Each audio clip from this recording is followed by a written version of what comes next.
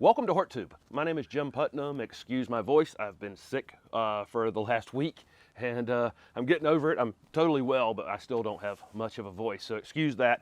I just wanted to go over some projects I've been working on in my front yard here this morning, just trying to get some color added. It's early February and I wanted to get some more pansies in. Pansies in my area, I'm in zone 7B, won't last through the summer. But if they're still available in your area in the southeast, you can grab them now in February. We should be past the worst of the winter and they'll take off and just go crazy and last until mid to late May and really put on a big show. So if you can find them, these are a little stretched. I'll cut them off a little bit and neaten them up after they've rooted in for a few days. I don't typically do that right off the bat. I'll plant them, let them get established a little bit, and then I'll give them a haircut and take care of that. I added some other shrubs to this little display at my porch, and so I'm just going to walk around and show you a few things that I've done this morning, including putting in some lettuce.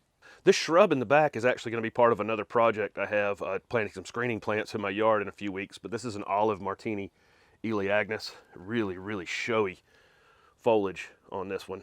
Beautiful evergreen shrub. I've got a baby gem boxwood. That boxwood has actually sat in that container the entire winter. It stayed frozen for a week and a half solid. Just stayed absolutely frozen. Didn't even seem to phase it at all. So that's great to know, just to have a container plant that's that hardy. But that's a baby, like I say, that's a baby gem boxwood. This right here is a soft caress mahonia. I'm about to plant this in my backyard in the next few days or next week or so. So I'll switch something else into that. But I thought that foliage looked really nice there until I get around to getting that project done. This container right here is pansies, but I had some bulbs left over that I had refrigerated through the winter that I stuck in there first, about halfway down in the container, then put pansies on the top, and then I've planted pansies around the base of this whole display. This sky pencil holly was 5 feet tall, but a little bit of snow and ice got on it and opened it up, bent it over pretty good. I would imagine a lot of people have this problem on sky pencil hollies at some point in the history of having one. I cut the thing off to 2 feet. I'm not even going to worry about it. It'll flush back out and fill in and look great. If there's another crazy limb or two that I need to take off, I'll do that later. I put pansies in these containers and more bulbs under those, some tulips and some hyacinths. This is actually a funny story right here. These are 2 containers that I planted in the fall with pansies, and I filled the containers up with bulbs. There's tulips and daffodils, crocus, and hyacinths in these containers, and they're coming up like crazy.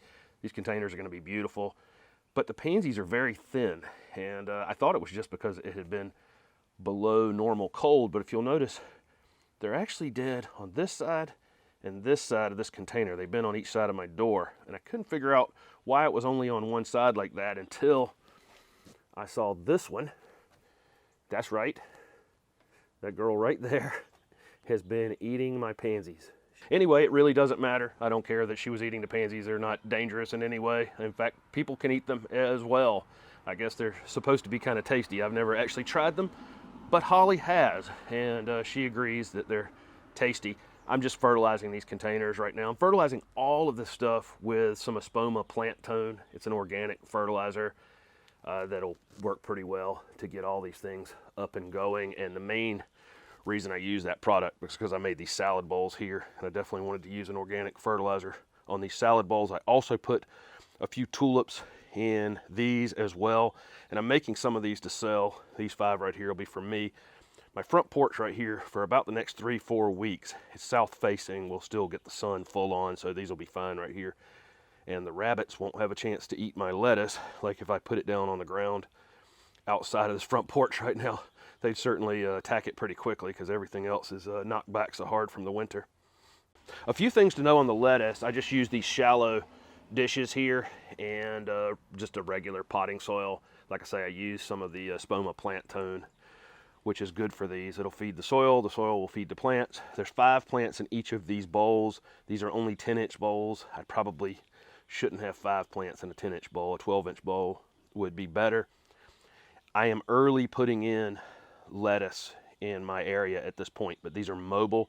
I'm not going to let these pots freeze.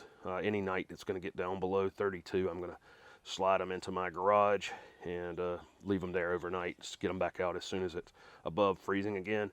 just like on the lettuce bowls, all this stuff is mobile as well. I put some of the pansies in the ground. They're totally fine anytime in the ground. And the pansies can stay here. Anything's just pansies. But all these shrubs are mobile as well. If it happens to get really, really super cold again, I'm not going to let this stuff just sit here and freeze solid and stay that way for 24 hours or something. That would be silly when I can just slide it inside really quickly and put it right back out. But the cold should be in much shorter increments at this point going forward. So anyway, I just wanted to show you a few little projects I have on some warmer days finally here in February. And if there's, you know, like I say, still pansies available, I would definitely be putting them in right now just so you can get some color here for the next 2 months while we have to wait in my area till April 15th for our frost-free day, or our average last frost.